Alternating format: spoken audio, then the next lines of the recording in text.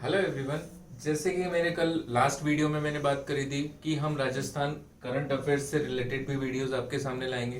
पहले चीज ये देखना है कि इसका इंपॉर्टेंस क्या है, राजस्थान करंट अफेयर्स का इंपॉर्टेंस कहाँ है और क्या है। जैसे कि हम बात करते हैं कि हम स्टडी कर रहे हैं किस चीजों के बारे में, कंपटीशन एग्जाम्स के लिए। तो स्टेट लेवल के भी कंपटीशन एग्जाम्स होते हैं। तो हम बात करते हैं राजस्थान के कंपटीशन एग्जाम से रिलेटेड। तो राजस्थान से जितने भी कॉम्पिटिटिव एग्जाम्स होते हैं उन सभी में सबसे ज्यादा वेटेज होता है राजस्थान के करंट अफेयर्स का। तो हम सोच रहे हैं कि आपको ज्यादा से ज्यादा हर एक एग्जाम के लिए आपको कंटेंट प्रोवाइड करा सकें। तो अब हम लेकर आए राजस्थान करंट अफेयर्स की क्लास।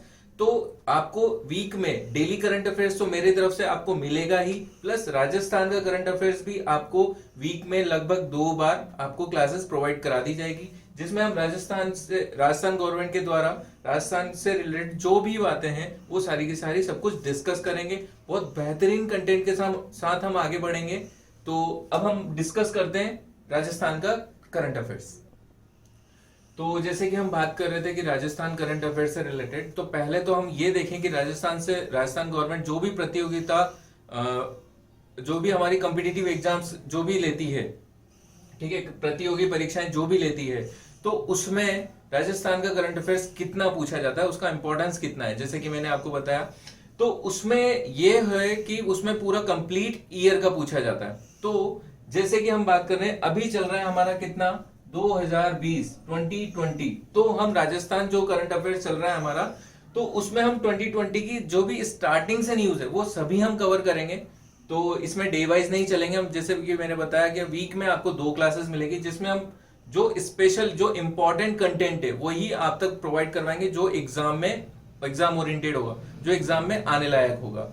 ठीक है, तो अब हम बढ़ते हैं हमारी अगली न्यूज की तरफ, यानी हमारी जो पहली न्यूज है राजस्थान करंट अफेयर से रिलेटेड। तो वो ये है कि सेंट्रल गवर्नमेंट ने 10वीं अनुसूची के तहत एक समिति बनाई थी। उस समिति में 3 मेंबर्स को चुना गया था, यानी 3 सदस्य बनाए थे, जिसमें पहला सदस्य था हमारा सीपी जोशी, जो इस समिति के अध्यक्ष बनाए थे उनको। ठीक है, अन्य दो जो मेंबर थे वो कौन कौन से हैं, वो हैं सूर्य नारायण पैट्रो, प्लस थर्ड जो है वो कौन है, विश्वेश्वर हेगड़े। अब हम बात करते हैं सीपी जोशी की। तो सीपी जोशी जो है राजस्थान विधानसभा के भी अध्यक्ष हैं। इसी तरीके से सूर्य नारायण पैट्रो जो है वो उड़ीसा विधानसभा के अध्यक्ष हैं। इसी प्रकार जो विश्वेश्वर हेगड़े है वो कर्नाटका विधानसभा के भी अध्यक्ष हैं।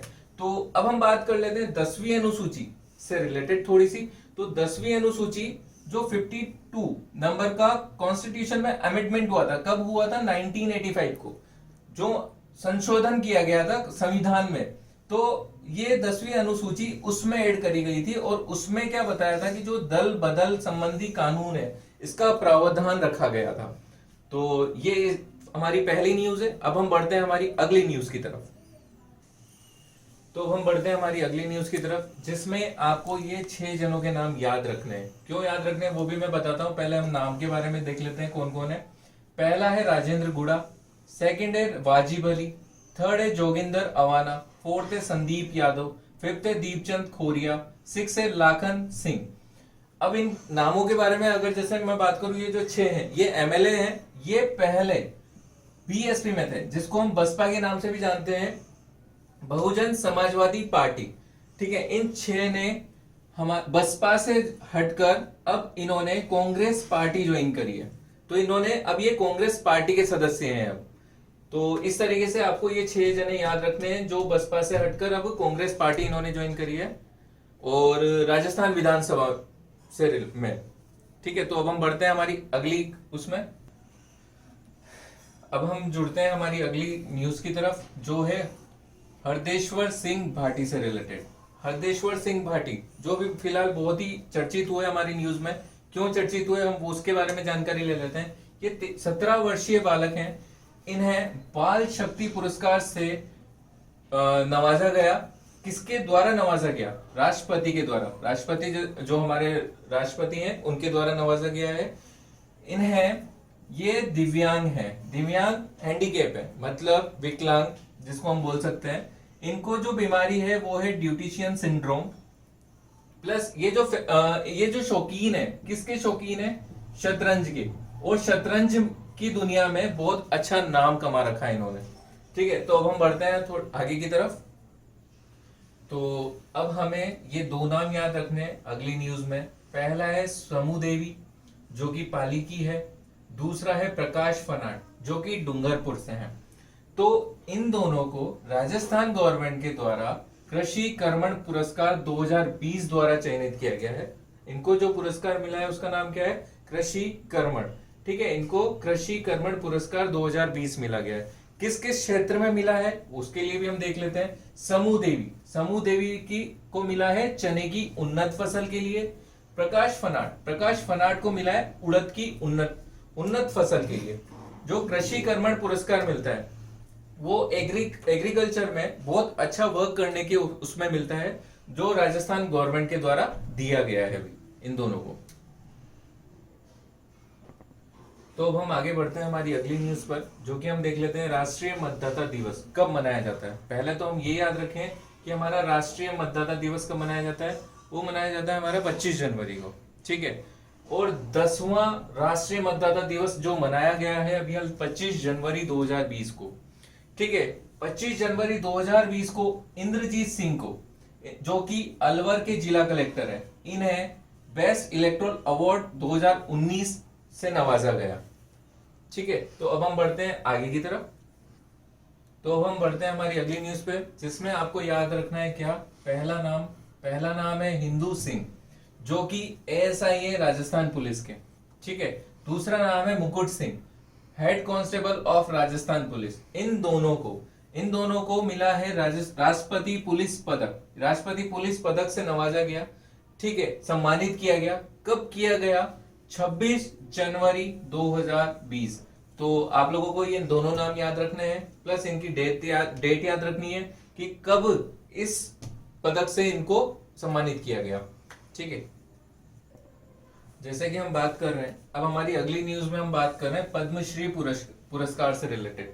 जैसा कि हम देखते हैं कि भारत में पद्मश्री पुरस्कार भारतीय लोगों को दिया जाता है, जिसमें से कुछ राजस्थान वासियों को पद्मश्री पुरस्कार से चुना गया है, जिन्हें उसकी श्रेणी में रखा गया है जिन्हें। तो वो इस तरीके से हम उनका नाम देख लेते हैं, जान लेते हैं। पहले हैं मुन्ना मास्टर, ये कहां से हैं पहले वो देख लेते हैं। ये है जयपुर से। इन्हें किस वजह से पद्मश्री पुरस्कार की श्रेणी में रखा गया है तो वो देख लेते हैं हम। कृष्ण भजन एवं गो सेवा के लिए मुन्ना मास्टर जी को पद्मश्री पुरस्कार की श्रेणी में रखा गया है। इसी प्रकार अगले हैं हमारे अनवर खान जो कि जैसलमेर से हैं, और इन्हें रखा गया है किस लिए? राजस्थानी लोकगीत के लिए। राजस्थानी लोकगीत हमारे बहुत फेमस है, तो राजस्थान लोकगीत के लिए अनवर खान जैसलमेर से जो है उन्हें भी पद्मश्री पुरस्कार की श्रेणी में रखा गया है। तीसरे हैं हमारे हिम्मत राम भामू जो कि नागौर से हैं। इन्हें 3 लाख वृक्षारोपण के लिए यानी इन्होंने 3 लाख पेड़ लगाए हैं अपने वहां पर, तो उस वजह से इन्हें पद्मश्री पुरस्कार से सम्मानित किया जाएगा। हमारे अगले हैं सुंडाराम जो कि सीकर से, जिन्हें एग्रीकल्चर यानी हम कृषि में बहुत अच्छा योगदान देने की उसमें इनको पद्मश्री पुरस्कार मिल रहा है। 5वें हमारे उषा चौमार जो कि अलवर से है। इन्हें मिल रहा है किस लिए? मेला जो कि हम बोलते हैं गंदगी। ठीक है, गंदगी ढोने के लिए, यानी इन्होंने क्लीनिनेस यानी जो हम बोल रहे हैं कि सफाई रखनी चाहिए, तो इन्होंने सिर्फ गंदगी ढोई है, तो उस वजह से इनको पद्मश्री पुरस्कार से सम्मानित किया गया है, जो कि बहुत इंपॉर्टेंट है। आप ये नाम जरूर से जरूर याद रखना।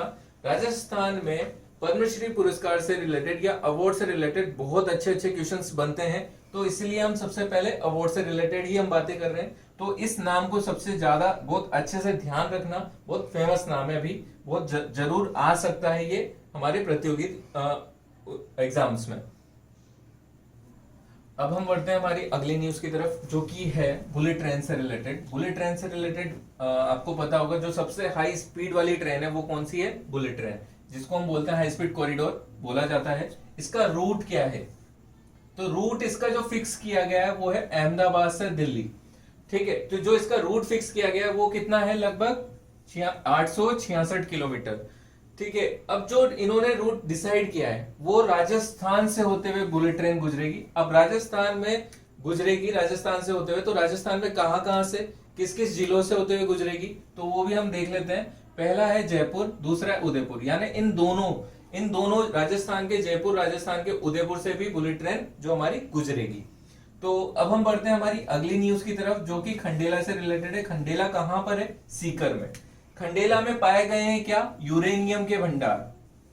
ठीक है, तो यूरेनियम के जो भंडार पाए गए हैं, Rajasthan government plus central government जो कि आपस में हिस्सेदार होते हैं इस चीजों में, जो कि अब इसका यूरेनियम के जो भंडार पाए गए हैं इसका खनन भी अब स्टार्ट किया जा चुका है। तो आज हम यहीं पर ही हमारी राजस्थान जो भी करंट अफेयर्स है उसकी क्लास स्टॉप करते हैं। हम अगली बार और अच्छी न्यूज के साथ मिलेंगे और ज्यादा न्यूज के साथ मिलेंगे, क्योंकि राजस्थान में राजस्थान करंट अफेयर्स का, राजस्थान स्टेट के जितने भी कॉम्पिटिटिव एग्जाम्स है उसमें राजस्थान करंट अफेयर्स का बहुत अच्छा योगदान रहता है। तो हम इसी से अगली कड़ी में आपके साथ जुड़ेंगे अगली न्यूज के साथ। ठीक है, थैंक यू, धन्यवाद।